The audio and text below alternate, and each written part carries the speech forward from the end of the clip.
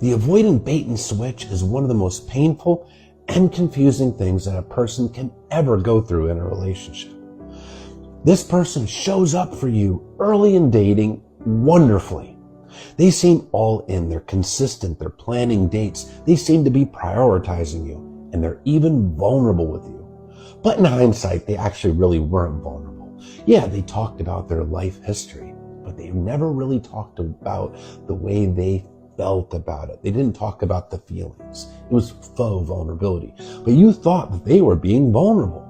They seemed all in. You felt like you met your twin flame, your soulmate, your person, the person that you were supposed to be with. It felt wonderful. But then somewhere around 4 to 8 months, it's like a switch flip. Now they are showing up entirely different. They seem disinterested. They seem distant. They're getting progressively colder, less affectionate. But when you ask them if everything's fine, they tell you everything's great. They're just busy with work, etc., or something of the sort. But you can feel them slipping through your fingers. And that person that showed up early on never comes back. But your needs are no longer being met and your anxiety is going through the roof. But you're holding on to that early dating version of them, hoping that that comes back. But it never does. And this is why so many people can stay in long-term relationships and even marriages with avoidance, because they're holding on to that early version that just never reappears. This bait and switch is very common with dismissive avoidance and fearful avoidance that lean heavily dismissive. Early in dating, they really do show up, but that's because their attachment wounds haven't been triggered yet. It's all about the wounds. This is a person that was on the receiving end of consistent childhood emotional neglect. Their emotional needs were not met. But in addition to that, their feelings were dismissed as children too. Shot down, sometimes even reprimanded and punished for having emotions. So what they learned to do is to bottle it up, to suppress it, stuff it, put on a happy face and suppress their emotions. That's how they learned to stay safe. So they learned that being close to anybody in intimacy isn't safe because it wasn't safe for them in childhood. They developed a core wound of shame. Shame is a toxic emotion. It's that I'm unlovable, there's something wrong with me, I'm defective feeling. That's because they personalized that emotional neglect in childhood, feeling like there's something wrong with them. So, this is a person that learns that if they get too close to somebody, they're going to have to get vulnerable with that person. And if they lower their walls, that inner shame might get exposed. They might be exposed as being defective and you might reject them. And the better you show up as a partner, the more it triggers them, because the more emotional intimacy naturally builds, which triggers that shame. I'm defective. They're going to figure out I'm defective.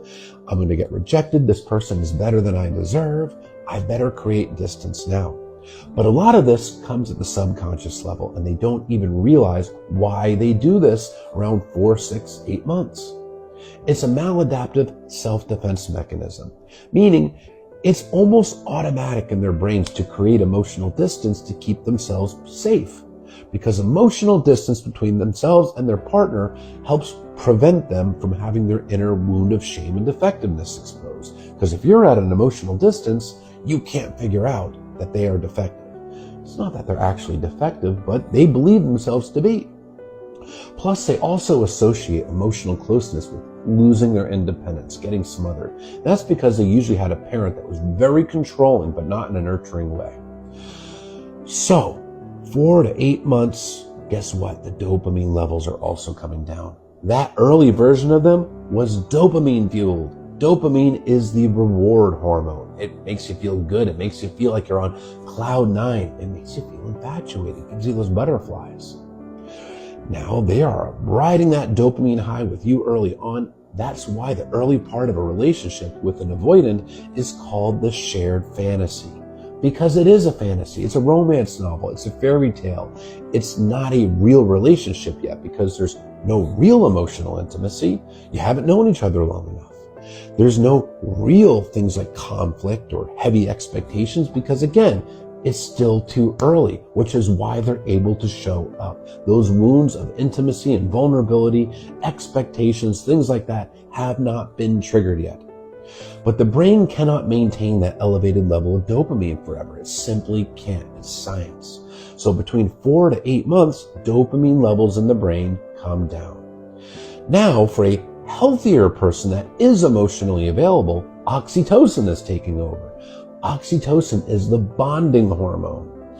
And in addition to bonding, it also helps keep those romantic feelings alive. But keep in mind, love is also a choice, a daily choice of choosing somebody and prioritizing them and empathizing. But it helps keep those romantic feelings alive. But avoidance, especially dismissive avoidance, due to that emotional neglect in childhood, they really were not exposed to oxytocin the way that a healthier person was. So while you're bonding to them at an oxytocin level, they are not bonding to you. The oxytocin is in their bloodstream, but it doesn't interact with the brain in the same way that it does with a healthier person. Dopamine comes down. There's no oxytocin there. All that's left is their insecurities. That's it. Their insecurities. Their fears of losing their independence. Their fears of being rejected. Their fears of being exposed as being defective. So now they start to withdraw, which is called deactivation, and flaw find. Looking for little flaws in you to justify their fears so they don't have to self-reflect, take accountability, and face their inner shame. It could be very petty things, and it usually is. Ooh, I don't like the way this person sips their coffee. I don't like the way they eat. I don't like the way they mow their grass. I don't like the way that they don't use their turn signals when they drive. Very small, nitpicky things, but in the mind of the avoidant, it's huge. It's enormous. It means that you're incompatible. See, if they can find something small but make it significant to prove incompatibility, well, that means they're not accountable for ending the relationship. It's not their fault. You're just not accountable. As a matter of fact, it's your fault. Because as long as it's not their fault, they don't have to self-reflect, which means they don't have to look within, because that's very painful. They like to avoid that. And they don't have to take accountability. In their mind, accountability, saying, hey, this is my fault, or I do this wrong, or this is a shortcoming of mine, is the emotional equivalent of confirming their own defectiveness. I did this wrong because I'm defective. Too painful. So as long as it's somebody else's fault or something else's fault, they don't have to self-reflect. They don't have to take that accountability. So they lack self-awareness as to why they're doing this, because they don't self-reflect and they don't look within. It's always somebody else's fault. So they repeat the pattern over and over and over and over again. But now there are cultural expectations, family expectations. So even though they deactivate and withdraw emotionally, some of them feel that pressure to get married, have children, etc. So they don't actually dump or discard their partner.